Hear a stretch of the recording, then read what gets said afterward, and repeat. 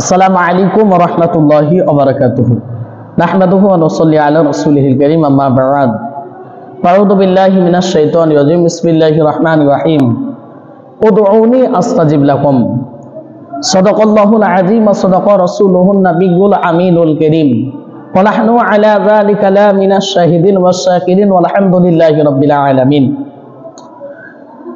সুপ্রিয় দর্শক, আপনাদের সকলকেই জানাই আমার আন্তরিক শুভেচ্ছা ও সালাম। আপনাদের সম্মুখে আজকে একটি বিষয় নিয়ে আলোচনা করব। আমাদের অনেক দিনই ভাইকে দেখতে পাওয়া যায় যারা আপনার কবরস্থানে মাটি দেওয়ার জন্য যায়, জানাজার নামাজ পড়েই অনেকে মাটি না দিয়েই চলে আসে। অনেককে আবার দেখা যায় জানাজার নামাজ পড়ার পরে হয়তো সে আপনার মাটি দিল, কিন্তু মাটি দেওয়ার পরে আবার সে আপনার ওই জায়গায় দোয়া করার প্রয়োজন বোধ মনে করে না, বরং তারা ওই জায়গা থেকে আপনার রিটার্ন চলে আসে। বলে দোয়া তো জানাজার নামাজি তো দোয়া, অতএব মাটি দিয়ে সঙ্গে সঙ্গে ওখান থেকে চলে আসে। আমরা আহলুস সুন্নাত ওয়াল জামাআতের মত অনুযায়ী রাসূলের হাদিস মোতাবেক আমল করতে গিয়ে আমরা পাই, যেমন আপনার পড়লাম সূরাতুল মুমিনের 60 নম্বর আয়াতে আল্লাহ রাব্বুল আলামিন বলেন, উদউনি আস্তাজিব লাকুম। আল্লাহ রাব্বুল আলামিন বলেন, বান্দা তোমরা আমার কাছে দোয়া করো, আমি আল্লাহ আস্তাজিব লাকুম তোমাদের দোয়াকে কবুল করব। আল্লাহ রাব্বুল আলামিন বলেন, দোয়া করো, আমি আল্লাহ দোয়াকে কবুল করব।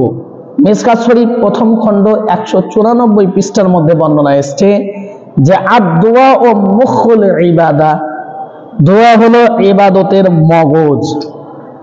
আদম আলানা বিজ্ঞান আলাইহিমুস সালাতু তাসলিম থেকে নিয়ে আমাদের রাসূল সাল্লাল্লাহু আলাইহি সাল্লাম পর্যন্ত যত নবী ও পয়গম্বর আল্লাহ দুনিয়ায় পাঠিয়েছেন, নবী ও রাসূলগণকে আল্লাহ তাআলা দুনিয়ায় পাঠিয়েছেন, সমস্ত নবী ও রাসূলগণ ওনারা নিজ নিজ উম্মতের জন্য যেখানে যেখানে প্রয়োজন হয়েছে সেই জায়গাতে ওনারা কিন্তু দোয়া করেছেন।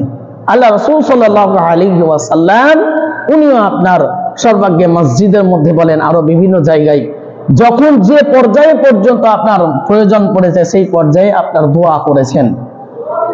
হাদিস শরীফের বর্ণনা এসেছে রাসূল আকরাম সাল্লাল্লাহু আলাইহি ওয়াসাল্লাম, যেমন আবু দাউদ শরীফ 332 পৃষ্ঠার মধ্যে আপনার এই বর্ণনা এসেছে। যার উসমান ইবনে আফফান রাদিয়াল্লাহু তাআলা আনহু قال كان النبي صلى الله عليه وسلم إذا فرغ من دفن الميت وقف عليه وقال استغفروا لأخيكم وصلوا له تثبيت فإنه علن يسأل رواه أبو داود।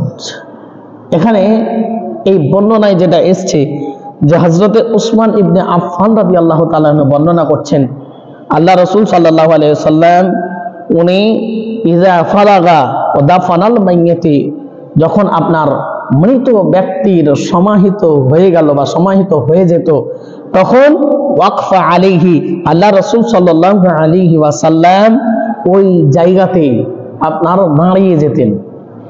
আল্লাহ রাসূল সাল্লাল্লাহু আলাইহি ওয়াসাল্লাম ওই জায়গায় দাঁড়াতেন আর বলতেন আমাদেরকে, ওয়াকালা, আল্লাহর নবী সাল্লাল্লাহু আলাইহি ওয়াসাল্লাম বলতেন যে ইস্তাগফিরু লি আখিকুম,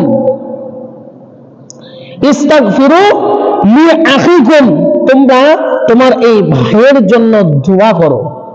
সুম্মা সাআলু লাহু বিতাফবিত, কেননা এখনই তাকে প্রশ্নবিদ্ধ করা হবে, এখনই তাকে জিজ্ঞাসাবাদ করা হবে, তোমার এই মৃত ভাইয়ের জন্য দোয়া করো, কেননা তাকে জিজ্ঞাসাবাদ করা হবে, সে যেন অটল থাকতে পারে তার জায়গাতে, তার জন্য তোমরা দোয়া করো।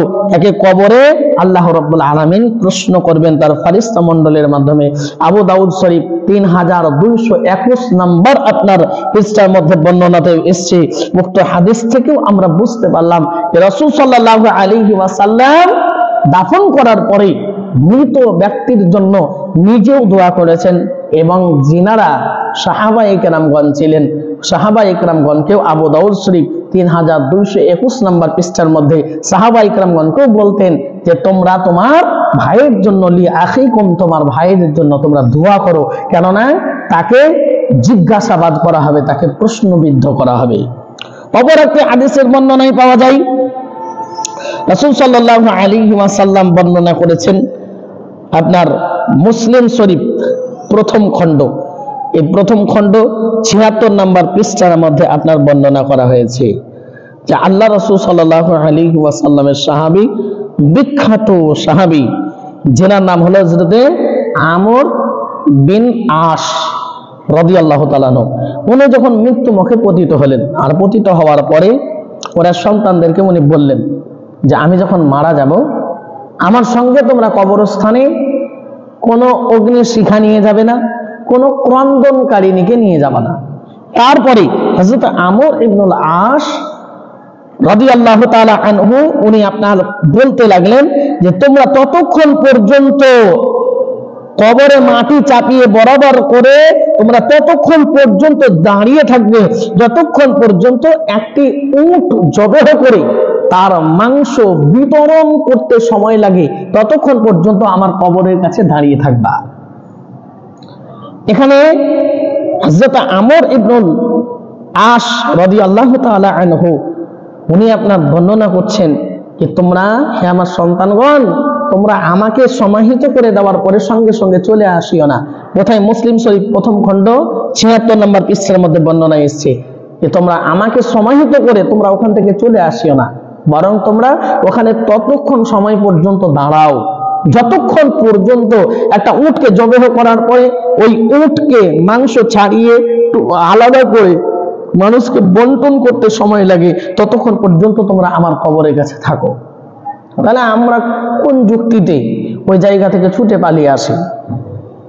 বরং আমাদের উচিত, আমাদের কর্তব্য এটা কি কোনো ব্যক্তি, আমার যখন কোনো ভাই মারা যাবে, আমরা তার কবরের পাশে গিয়ে তাদের জন্য দোয়া করব এবং তাদেরকে ইনশাআল্লাহ তাদের জন্য আপনার দোয়া করে আল্লাহ রাব্বুল আলামিনের কাছে তার মাগফিরাতের জন্য চাইবো, আরজি করব যে আল্লাহ তুমি আমার এই ভাই মারা গেছে বা ইন্তেকাল করেছে, এনাকে তুমি কবরের সমস্ত আযাব থেকে তুমি হেফাজত করো, সমস্ত আযাব থেকে তুমি তাদেরকে রক্ষা করো। তার সমস্ত প্রশ্ন যা কিছু তাদেরকে কবরে জিজ্ঞাসা করা হবে, মান রব্বুকা, মা দীনুকা, মা কুনতা তাকুলু ফি হাক্কি হাযার রাজুল, এ সম্পর্কে যেন সঠিকভাবে উনি উত্তর বা অ্যানসার প্রদান করতে পারেন। রাসূল আকরাম সাল্লাল্লাহু আলাইহি ওয়াসাল্লামকে আল্লাহ রাব্বুল আলামিন, এজন্য কোরআনে আমরা পেলাম যে আপনার সূরাতুল মুমিনে আল্লাহ রাব্বুল আলামিন বলেন উদউনি আস্তাজিব লাকুম। আর মিসকাত শরীফের আপনার প্রথম খণ্ড 194 পৃষ্ঠার মধ্যে আমরা পেলাম যে আদ-দুআ ও মুখুল ইবাদা, দোয়া হলো ইবাদতের মগজ। আল্লাহ রাব্বুল আলামিন আমাদের সকলকে যেন, আমাদের যারা দিনী ভাই, আত্মীয় স্বজন, পরিবারবর্গ, পিতামাতা যারাই মারা যাবে তাদের কবরে গিয়ে জানাজার নামাজ পড়ে মাটি দেওয়ার পরে তাদের কবরে যেন আমরা তাদের মাগফিরাতের জন্য দোয়া করে আসতে পারি। আল্লাহ তাআলা যেন তার তৌফিক দান করেন। আসসালামু আলাইকুম ওয়া রাহমাতুল্লাহি ওয়া বারাকাতুহু।